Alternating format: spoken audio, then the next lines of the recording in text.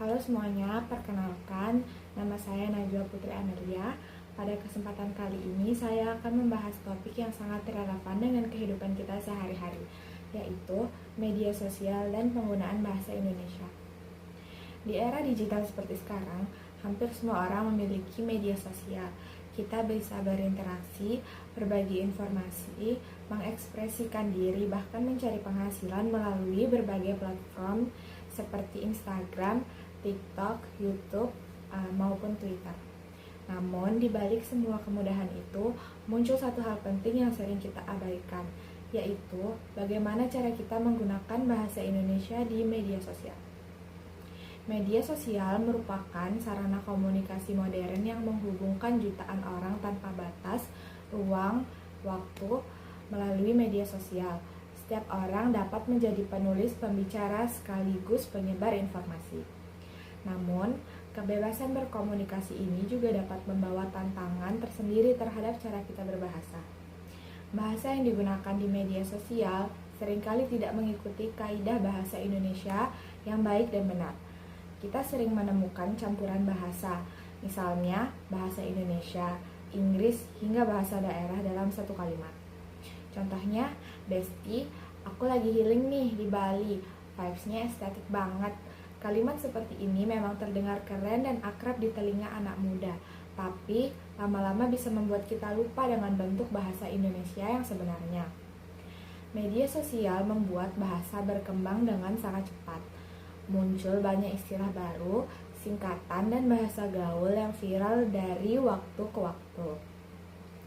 Fenomena ini menunjukkan bahwa bahasa bersifat dinamis, tetapi tetap perlu ada batas agar tidak menghilangkan nilai kebakuan bahasa Indonesia.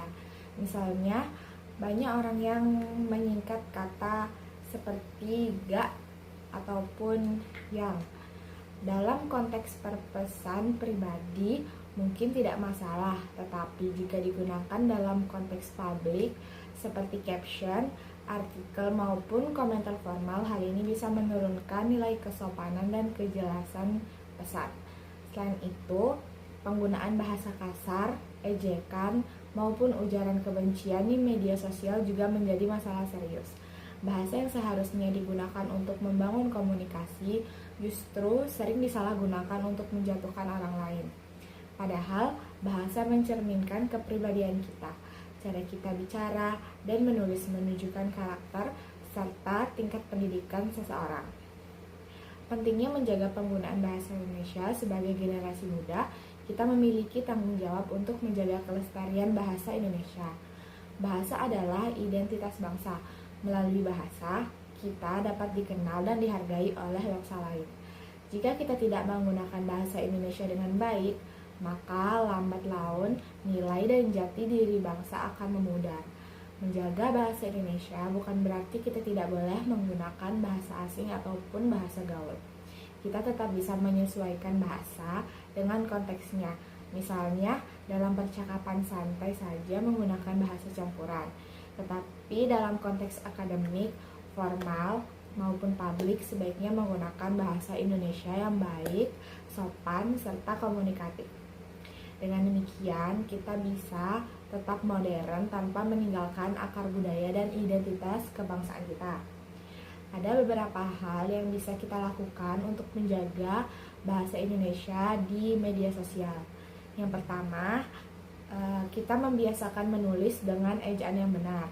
Yang kedua, menggunakan kosakata bahasa Indonesia yang jelas dan sopan. Yang ketiga, menghindari penggunaan kata yang berpotensi menyinggung orang lain. Dan yang terakhir, menjadi contoh bagi pengguna lain dalam berbahasa serta santun dan bijak.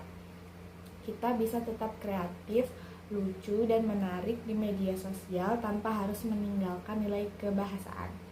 Sebagai pengguna aktif media sosial, mari kita wujudkan ruang digital yang cerdas dan berkarakter melalui bahasa yang baik dan bermartabat.